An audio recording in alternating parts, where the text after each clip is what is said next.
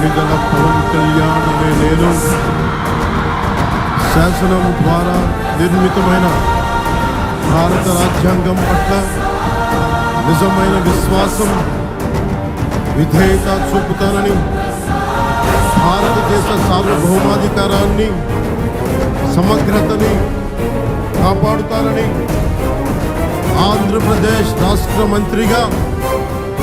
నా కర్తవ్యాలను శ్రద్ధతో, అంతఃకరణ శుద్ధితో నిర్వహిస్తానని, భయం కానీ, పక్షపాతం కానీ, రాగద్వేషాలు కానీ లేకుండా రాజ్యాంగాన్ని, శాసనాలని అనుసరించి ప్రజలందరికీ న్యాయం చేకూరుస్తానని